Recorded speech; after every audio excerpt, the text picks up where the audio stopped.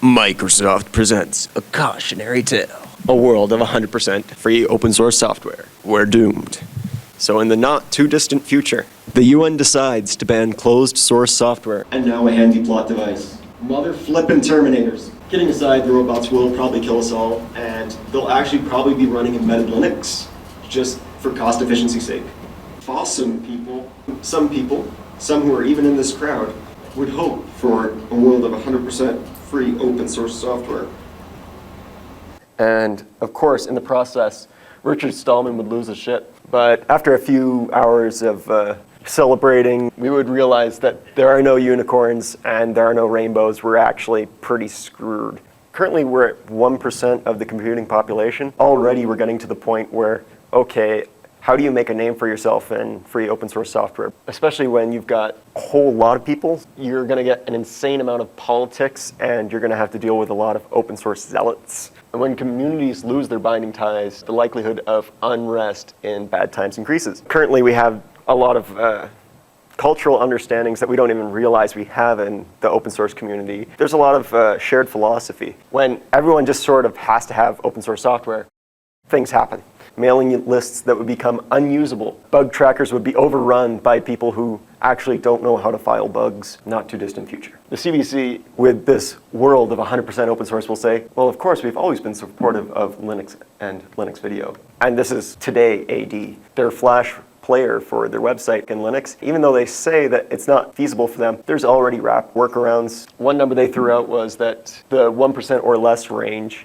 is the amount of Linux users. Well, first off, we don't even know where he got that, but let's just say it's 1%. 1% of 30 million Canadians is still 300,000, and that's a city.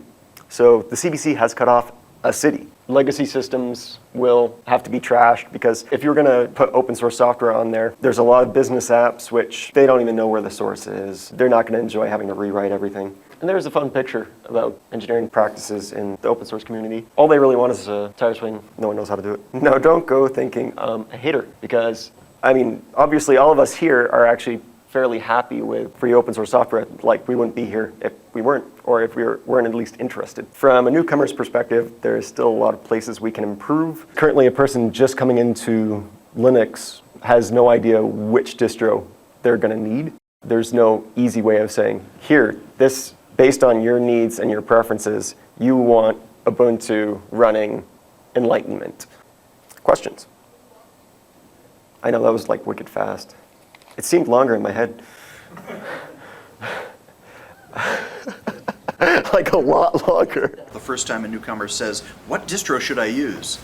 The correct response should be, well, that depends. Tell me what you want to do. Linux.org, I believe. At one point, back when there was, only 100 distros, it was really kind of handy. It would say, well, what do you want to use this for? Although it was based off of one question. You could make something that was a little finer grained, and people would end up a lot happier with it. The fact of the matter is, if you're going to recommend a desktop distribution to someone who's coming into this for the first time, unless they're a hobbyist who want to bash their head against it and they're looking for an exercise or something like that, don't recommend them your pet distribution unless your pet distribution is something like Linux Mint or an Ubuntu or an OpenSUSE or one of the big supported distributions. And I'm being genuine here. I don't give a damn if Crunchbang Linux is really, really cool. You don't give it to somebody who's trying to who wants to look at Linux for the first time. If you want to impress them with the fact that Linux is a viable and decent alternative to running Windows 7. You don't do that. You give them something that's easy to use, that's well supported, that's got a large community.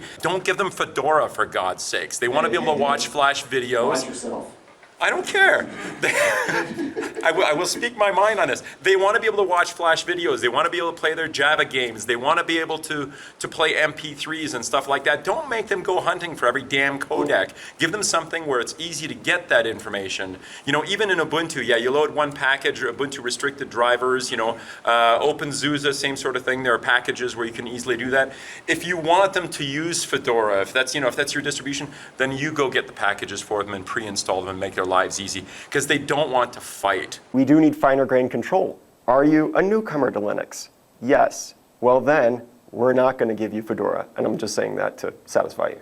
But you can't just say one question. Do you need a desktop? Do you need a server? What you say is, are you a newcomer? Do you particularly care about only using free and open source codecs and whatnot.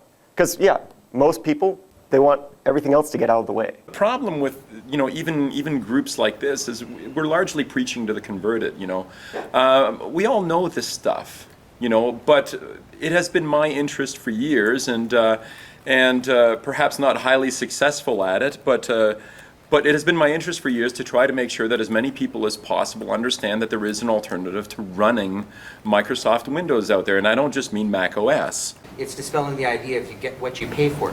We already accept that that's not true in every part of our lives, because there are relationships that we really treasure that we don't look at as a financial negotiation. There's no amount of money we could ever use to compete against Microsoft's marketing machine, but maybe the whole thing is we shouldn't be using money. Alberta schools, they get recycled computers for free, so it's not like to say that, the schools say that they're broke, but they're willing to spend money on licensing Windows. Well, that may be for upgrading to Windows 7, but right now they can get any recycled computer they want pre-installed with Windows and Office, and of course there's a dearth of Not necessarily legally, by the way. This is legal. Quite a small amount compared to what it costs you to license it normally. It's a smart decision on their part because it's not that sale they're after, it's the continuous ongoing sales from there. They're leveraging that very well. Okay, this is what Microsoft has done. They're clearly making excellent inroads in schools. I don't see a counter approach. Linux for kids. You're from Userful, right? I guess so. You guys have been involved with the Brazilian stuff. I'm in a different part of the company. So. Well, there's an example, and we can look at 4 off the top of my head examples where this has actually happened. Brazil, complete national school system. The Canary Islands, Extremadura, and Portugal. And I don't know where Georgia is. Georgia was planning, not the state in the US, but the country. Maybe it's a good idea for us to stop trying to come up with solutions on our own and just go, okay, someone else has figured it out. And look at what they're doing. And except for the fact that for once we're not at the leading edge of technology here in North America. And they do it. And it's not with Linux for kids. I mean, kids aren't dumb. In fact, kids are much more adept at using computers than the average adult today because they're starting to use them when their brains are still plastic, right? What's required is companies locally working with government locally. The companies are willing to support the software. They're willing to provide a complete solution, which means hardware and software. They're willing to customize it, and they're willing to do the hard legwork of convincing people in government. We can sit around in a room and talk about it and go, it'd be nice. And it sucks that Microsoft's beating us to this and eating our cake. But really what has to happen is someone has to be entrepreneurial. Create this company in Canada or Alberta or the US or wherever we want to see this happen and start knocking on politicians' doors. And that requires money, by the way. Yeah, I think Userful is in a great place to do this in Alberta, for instance. But we also have to have the balls to step up and do it. And what's interesting in these other countries is not once do they even ponder, is Linux ready for usage? What would happen if we had free software? We had to only use free software. Oh my God, the world would fall apart. That's like, this is somebody doesn't even enter into their head. Right? Just assume that you can, and then do it.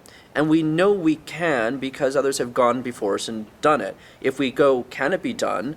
Well, we're just rather really enjoying hearing ourselves talk, or we're just being stupid because it's demonstrably done. So forget all this faff about, what would happen if we only had to use free software? Fuck that. It's irrelevant. It's possible. So someone needs to step up and do it. And yes, it requires money, but the good news is there's also a shitload of money to be made.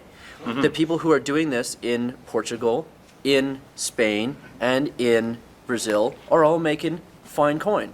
In fact, in Spain right now, there's a group of companies that have formed a industry consortium that's doing high-end lobbying, that are splitting up contracts between themselves so they can take on bigger contracts. Industry consortium collaboration that you expect from, the well-heeled proprietary software world, the guys with all the money.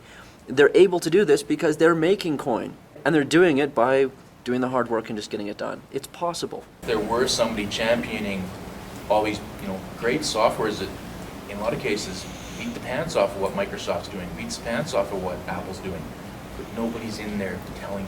We have to give something that a person can use, will use, and wants to use. That's it. We're having this discussion recently with some people in the free software world, and they're going, we don't want to, oversell and we don't want to, be overly positive, and we should really keep limitations in mind. We're telling the world about it. It's like, oh, okay, back up for a second. Realize that if we had the iPhone and we were going to market the iPhone, right? This is what we were going to do. We were in charge of marketing the iPhone would fail miserably. Now here's why. Because we would have shown this phone and we would have went, really cool, it does all this really cool stuff. Oh, by the way, it doesn't multitask. Oh, by the way, it doesn't run Flash. And all the video on the internet is Flash, so that's going to kind of suck. Right? That's what we would have said in our keynote if we were Steve Jobs. But no. What Steve does is he goes up and he says, I have this device, and here's why it rocks. They own up to it, and whenever they ask, is Flash going to be on the device? He says, no. Actually. No, he just says no. This is story right now is no. Multitasking was maybe eventually. And now they have it with OS 4, the iPhone OS 4. But that's how you market, is you go, here are the strengths. Now, for a person in, say, an enterprise, that phone may not be great. Maybe they need the BlackBerry because it can multitask and do all the contact stuff and whatnot. But honestly, there's a lot of people out there who don't need that. And for them, the iPhone is fucking magic. For them, it is ponies and rainbows. When we come out and we go, oh, we have to be careful how we champion it. And this is why, by the way, people don't champion free software, because we're always thinking about it doesn't multitask, it doesn't run Flash. That's how we think about things. We always think about our weaknesses, and we want to make sure that we don't, promise things that we can't, and make sure that everyone's painfully aware of all the little corners they're going to stub their toes on. And you don't want to lie to people, you don't want to hide those things, but what we need to do is we need to lead with what we're good at, and then find the people who are going to be well served by what we're good at. And then those are the people that use our software. And eventually, it will do the things that it's not good at. Just like the iPhone can now multitask, and maybe one day it'll do Flash, who knows? They're not trying to sell to the people that their product isn't good for, they're trying to sell to the people who their product is good for. Interestingly enough, Apple sees all sales into enterprise companies as collateral sales. Not collateral damage, but collateral wins, right? It's like, cool, we made a sale we didn't really expect, and they have no intention of, right now anyways, expanding into the enterprise market. It's not where they want to be. It has all kinds of restrictions and requirements that they're just not cool with as a company. And they're cool with that, and they don't care. We need to learn how to have that same kind of unabashed enthusiasm for what we're good at. And there's a lot of people out there who are brilliantly served by what we're good at. We have several nasty habits. One of them is like money bad. Money is not bad. Money is fucking amazing. It's wonderful. It's great. I'd like to have more money. I'd like to have piles and piles of cash. And for some strange reason, we seem to have this idea that money's bad. If we associate ourselves with the idea, free software is not about not paying for software. Free software is about, the real part of free software is free and open source, as in stuff that's available that other people can use if they don't want to spend the money for. But it doesn't mean that you're not going to sell services. It doesn't mean that you're not going to put money behind something. It doesn't mean that you're not going to fund development. It doesn't mean that you're not going to advertise. It doesn't mean any of those things.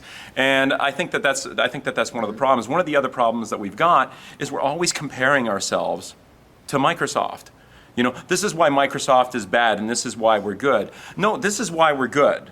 Okay, well, does your stuff do this? Well, maybe it does, maybe it doesn't, which is where you come with the whole iPhone discussion and so forth. Yep. But the fact is we have a great product. And the idea is, don't apologize for it. Don't always compare yourself. Don't lead off with, if you're running Microsoft, then obviously you're always dealing with these problems, blah, blah, blah, and so forth. No! It's like, look, I've got this fucking amazing desktop. I've got this great operating system that does all these wondrous things and so forth. Here, have a look. This is so cool. This is so cool. You don't have anything on your PC that's as cool as what I've got here. But we don't do that. We don't do that. We always get... Yeah, we are always self-conscious about this, and we always want to compare ourselves to Microsoft. It's like the big evil demon out there that's doing all these things. Microsoft has done some amazing things. I'll be the first to admit that. From a historical perspective, 10 years ago it made sense to talk about comparison to Microsoft. It's just that we've outgrown that, and nobody's really noticed. Well, we're not only outgrown that, in so many ways we're so much better. And I'm not saying this because I'm trying to, it's like, oh, we're free software, we're much better than these evil corporations. No, it's not. We have a better product in so many cases. But we can't seem to get past that, but we're not Microsoft. Of course we're not Microsoft. Neither's Ford or Chrysler or Honda or Westinghouse. Does Westinghouse still exist? There's actually nothing wrong with saying, yeah, we got this product, but it has these limitations. You can market that.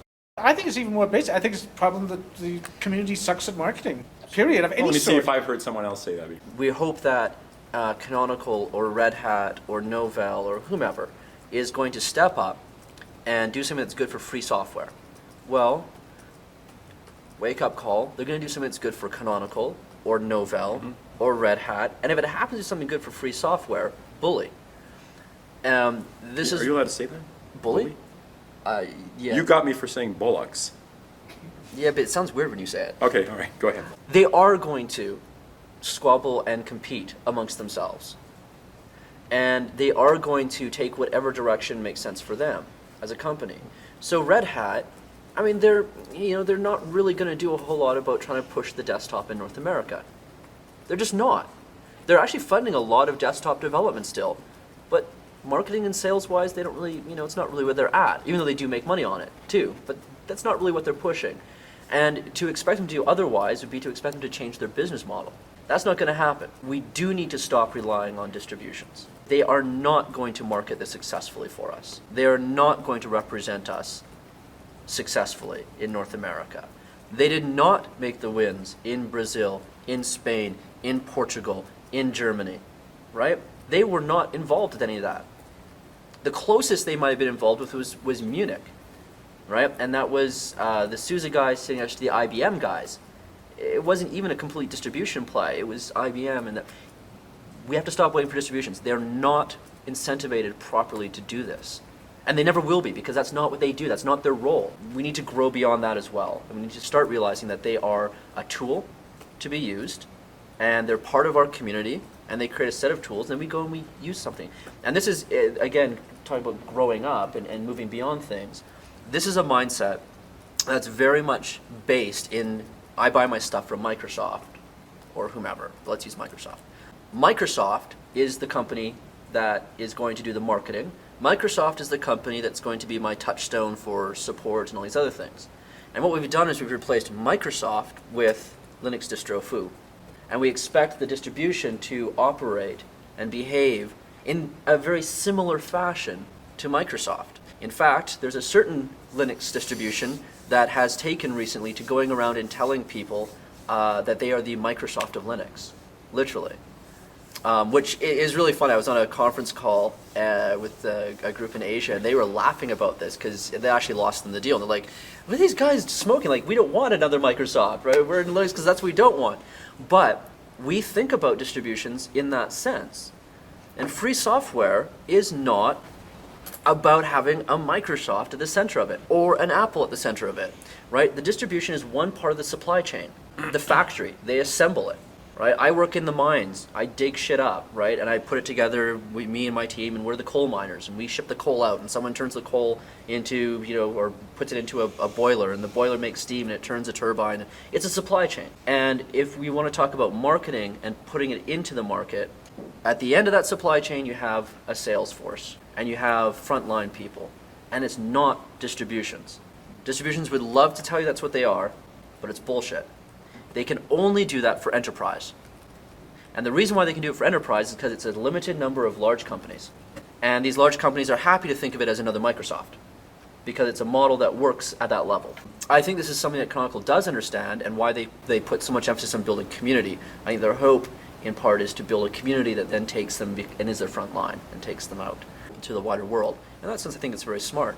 I do think it's very telling that Debian is the distribution that overwhelmingly ends up in these school systems, right? And that's because it's a community-driven, it's seen as a tool by the people involved. You take it and you make something with it, right? So get away from this distribution thinking. It's still tied and steeped in the idea of a Microsoft model. Open source is a methodology for creating technology which is very different than proprietary software. Right? So we've come to accept the fact that we have different methods. The whole cathedral and the bazaar nonsense. Yes. Right. Yeah. No, but Or so thing. we have a different process, right? Interestingly enough, Apple has a different process than Microsoft as well. They also have a different marketing and process, and they have a different way that they see themselves. We've got a different process, but we don't have a different way of marketing. We don't have a different way of doing sales. We seem to think that there's one way of doing it, and that's how we should do it. So if we can replace the hard part, which is the actual how do you create the software, if we can replace that with another process, why can't we replace the other bits with new process that actually works. And people elsewhere in the world are doing it, right? The Brazilians, the Spanish, the Portuguese, the Germans, they've all figured this out. I mean, I think asymmetrical warfare equals guerrilla warfare, basically. And that's really what the community is good at. I mean, people are talking about this as if it's a serious problem, but these things are happening, but they're not happening. We're not having pitched battles like the Battle of Waterloo here, where we defeat the evil empire of Microsoft, heroically standing in our squares as they charge. It's happening in little groups and pieces, and it is happening, but it just takes a while. I talked about the idea that, Amazon would go under and Google would go under and stuff like that. I mean, disaster would strike if all of a sudden we lost all these Linux-based systems. The fact of the matter is, in many ways, Linux and open source software has won. And we have a lot of trouble seeing that. I mean, the world's biggest online services run on Linux. Control systems run on Linux. Our desktop box, our TV top boxes run on Linux. Our thermostats run on Linux. Watches run on Linux. Marcel runs on Linux. Marcel runs on Linux. Aaron Sago runs on Linux. I mean, it's all over the damn place. It's in our devices. We've already won. However, the face that the public sees, it's under the surface everywhere. The face that the public sees is, generally speaking, the nice glossy thing that they've got in front of us, and we're all focused on that. I mean, a lot of us are focused. I'm focused on that. I mean, it's one of those things that I'd like to see more Linux desktops out there, because quite frankly, I like working with this stuff, and the more people use it, the more people develop it, the more likely I am to get a really neat, cool desktop when the next release comes around. So I've got, enlightened self-interest here. I mean, I'm fascinated by Apple because they don't sell operating systems. They don't sell computers. They sell glitz and flash and pizzazz. They sell you a new life. It's a lifestyle, It's not a Mac. It's a Mac and an iPhone and GarageBand and all these other things that they put together. My iLife. It's cool to be with Apple. It's great to have the logo sitting out there. I mean, I'm a poor schmuck who's got Acer on his notebook, okay?